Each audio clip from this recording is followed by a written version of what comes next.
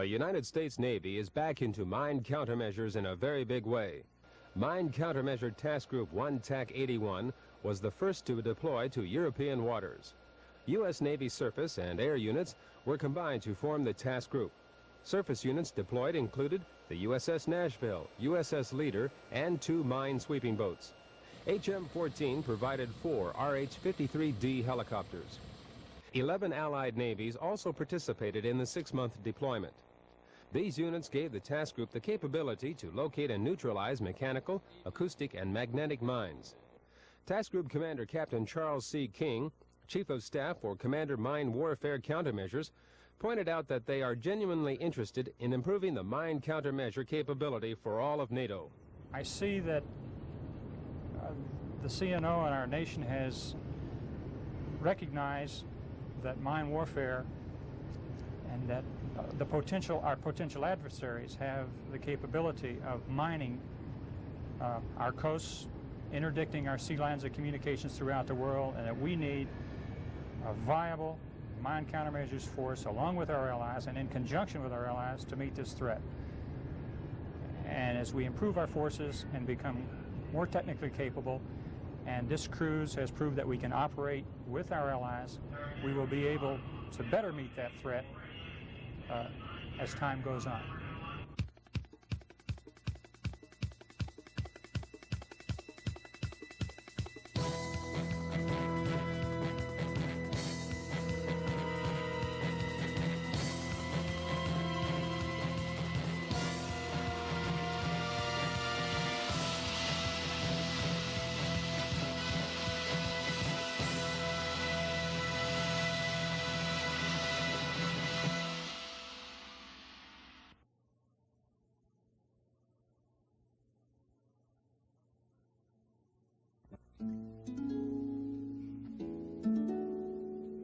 As he was about to retire, Chaplain Thomas Parham Jr., the Navy's first active-duty black captain, looked back at a career spanning 37 years.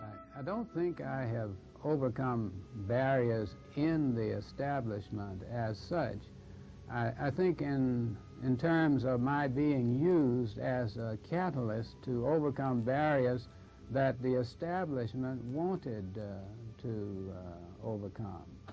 And so I have been Exhibit A, first black here, first black there, to prove that the operation could succeed under such circumstances.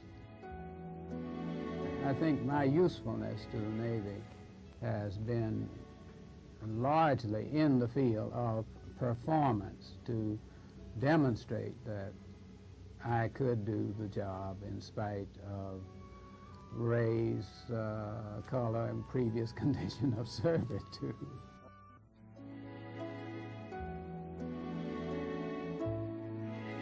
During the early years of his career, he often found himself spearheading the movement to integrate more blacks into the ranks of the Navy.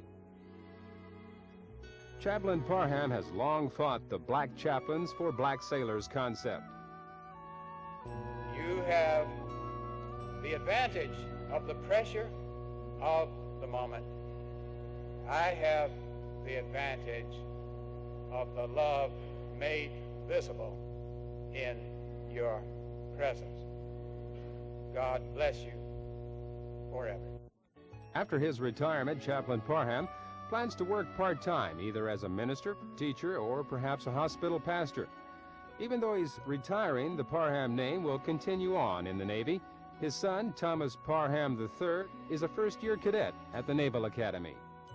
I think I've left the Navy a little bit better than it was when I came in. For Navy Video News, I'm journalist John Chadwell.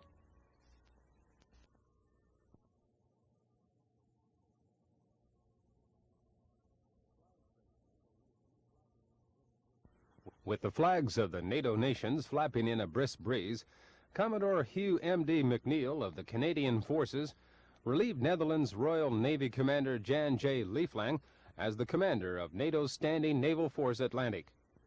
The principal speaker at the ceremony, Deputy Secretary of State Walter J. Stossel, Jr., spoke of NATO solidarity. The Standing Naval Force Atlantic, this multinational squadron of ships from the NATO nations of Canada, Germany, the Netherlands, the United Kingdom, and the United States is the best possible example of NATO's strengths and continuing vitality. As the change of command ceremony concluded and the commander's flag shifted from the HNLMS Van Ness over to the HMCS Huron, it coincided with the tricentenary celebrations of the city of Norfolk and the 30th anniversary of the Norfolk base headquarters of the Supreme Allied Commander Atlantic. I very much hope that each ship's company will look back on their tour as having been challenging and professionally rewarding. Reporting from Norfolk for Navy Video News, I'm journalist John Chadwell.